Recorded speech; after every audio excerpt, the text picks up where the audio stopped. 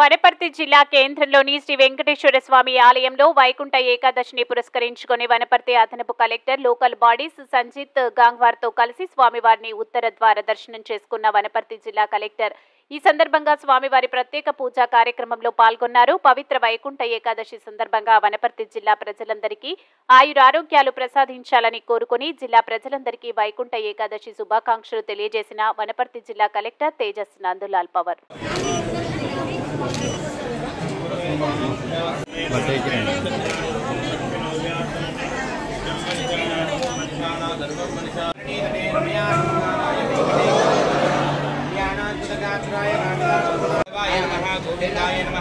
विष्णवे नमः मधुसूदनाय नमः